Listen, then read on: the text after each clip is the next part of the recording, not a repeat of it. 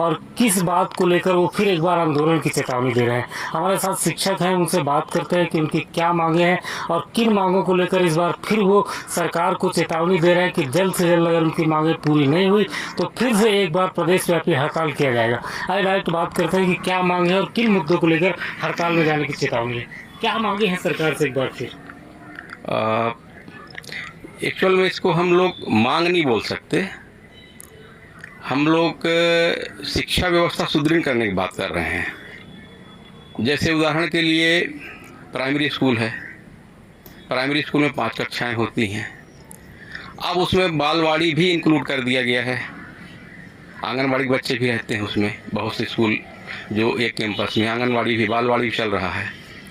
तो सन 2008 में सरकार ने सेटअप बनाया था कि कम से कम 60 बच्चों की दर संख्या में न्यूनतम 1 प्रधान पाठक और 2 सहायक शिक्षक रहेंगे। हालांकि रहना तो चाहिए हर क्लास के लिए 1 शिक्षक, लेकिन उन्होंने उस समय जो बना था 1 प्रधान पाठक और 2 सहायक शिक्षक का, तो उसके तहत अभी तक व्यवस्था चली आ रही थी। अब शासन ने 2 अगस्त 2024 को एक नया आदेश जारी कर दिया युक्तिकरण के नाम पर। उसमें इन्होंने बोल दिया कि अब जहां पर 60 बच्चे तक की दर संख्या है, उस प्राइमरी स्कूल में सिर्फ 1 प्रधान पाठक और 1 सहायक शिक्षक ही उस स्कूल का संचालन करेंगे। आप बताइए वैज्ञानिक दृष्टिकोण से गुणवत्ता का क्या होगा? गुणवत्ता तो 1-2 के सेटअप में भी प्रभावित हो रहा था।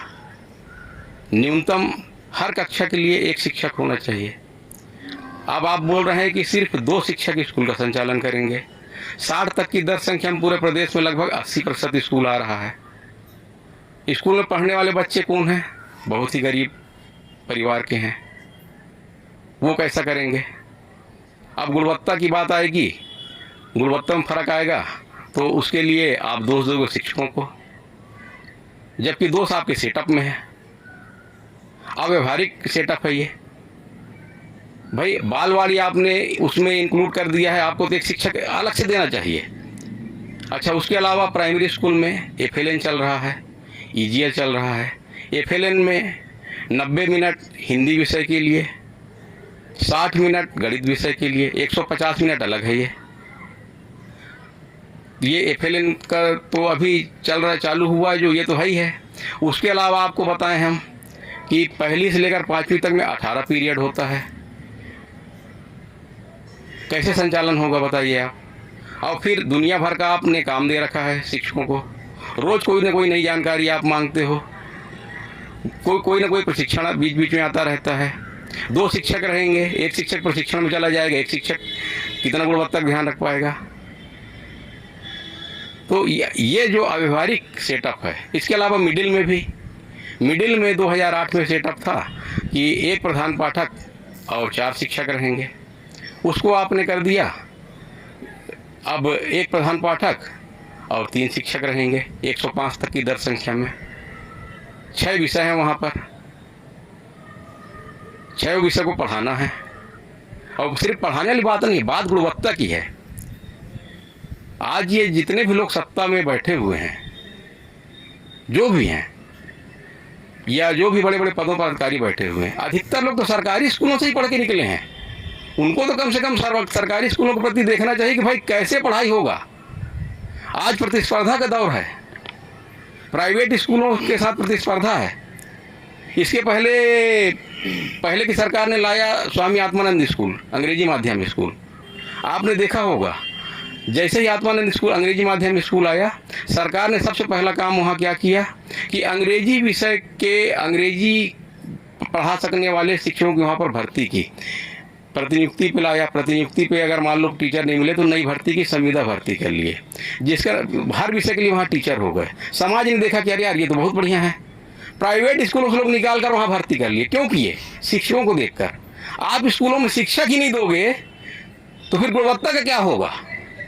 आत्मानंद जो अंग्रेजी माध्यम आत्मानंद स्कूल खुले, उन स्कूलों में जो प्राइवेट स्कूलों से निकाल कर समाज के लोगों ने अपने बच्चों को सरकारी स्कूल में आत्मानंद में भर्ती कराया, आप उससे सीखना चाहिए, सबक लेना चाहिए कि आखिर यहाँ पर बच्चे क्यों लाए गए। इसलिए लाए गए कि समाज का आकर्षण बढ़ा, यार पढ़ाई होगा यहाँ पर बढ़िया, पूरे शिक्षक आ गए, अब हर विषय के शिक्षक आ गए, विशेषज्ञ शिक्षक आ गए। तो आप वो काम कर नहीं रहे हो, उल्टा दिशा में चल रहे हो। आप शिक्षा व्यवस्था चौपट करना चाहते हो, दो सिर्फ शिक्षकों को दोगे। क्या चाहते हैं, क्या मांगे? मांग हमारी ये है कि पहली बात तो हर क्लास के लिए एक शिक्षक होना चाहिए। ये आप नहीं कर पा रहे हैं तो जो सन 2000 का सेटअप है, कम से कम उस सेटअप को यथावत रखना चाहिए। मांगे पूरी नहीं हुई तो फिर देखिए, मांगे पूरी नहीं होंगी तो अभी हम लोगों ने 22 तारीख को माननीय मुख्यमंत्री जी, माननीय शिक्षा सचिव जी, माननीय DPI महोदय के नाम से हमने ज्ञापन दिया है। इसके बाद 2 और 3 तारीख को हम लोग का जो संगठन के प्रदेश के नेता हैं ये मिलेंगे माननीय अधिकारियों से। इस बीच अभी हम लोग सांसद विधायक महोदय के माध्यम से ज्ञापन देकर अपनी बात रखेंगे। और उसके बाद हमारा आगे कार्यक्रम है कि अगर इस बीच कुछ नहीं होता है, इसमें सरकारी सेटअप को वापस नहीं लेती है, तो फिर 9 सितंबर को जिला स्तर पर धरना प्रदर्शन किया जाएगा। और यदि धरना प्रदर्शन के बाद भी अगर सरकारी सेटअप वापस नहीं लेती तो प्रदेश स्तर पर संगठन के सभी नेता, सभी शिक्षक संगठन एक हो रहे हैं, एक हुए हैं, वो फिर जो भी आगे रणनीति बनाएंगे उसमें सारे शिक्षक साथ देंगे। क्योंकि हमको शिक्षक गुणवत्ता से भी मतलब है। शिक्षक गुणवत्ता के लिए आप हमको स्टाफ दीजिए, स्टाफ आप देंगे तो निश्चित तौर पर गुणवत्ता भी आएगी। ये हमारी मांग है।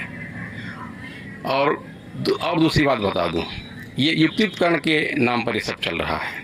युक्तियुक्तकरण के नाम पर जितने भी एक कैंपस में स्कूल हैं उनको आपस में संयोजित किया जा रहा है। के नाम पर ये सब चल रहा है। युक्तियुक्तकरण के नाम पर जितने भी एक कैंपस में स्कूल हैं उनको आपस में संयोजित किया जा रहा है। और बहुत से स्कूल बंद भी किए जा रहे हैं। जब इसका डाटा सरकार ने मंगाया, आपको ताज्जुब होगा सुनकर, जब इसका डाटा सरकार ने मंगाया, वो डाटा मंगाया आज से लगभग 3-4 सप्ताह पहले की स्थिति में। उस समय ये नया सेटअप लागू नहीं हुआ था। उसमें मंगाया गया जब जानकारी, तो 2008 में जो सेटअप था उसके अनुसार जो जानकारी गई है, उसमें जो स्कूल 4077 स्कूल बंद हो रहे हैं, उसमें 13,000 के लगभग शिक्षक अतिशेष हो रहे हैं प्रदेश में। अब ये आप नया सेटअप ले आए कि आप मिडिल में एक शिक्षक कम कर रहे हैं, मिडिल स्कूल में, प्राइमरी स्कूल में आप एक शिक्षक कम कर रहे हैं। इससे जो है अतिशेष शिक्षकों की संख्या लगभग पूरे प्रदेश में 30 से 40 हज़ार पहुँच जाएगी।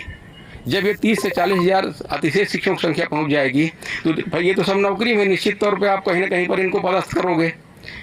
लेकिन जो लोग समाज में आज, आप ही ने कराया है D.Ed, आप ही ने कराया है B.Ed, आप ही ने लिया है टेट का परीक्षा, उनको कहाँ पर आप भर्ती करोगे?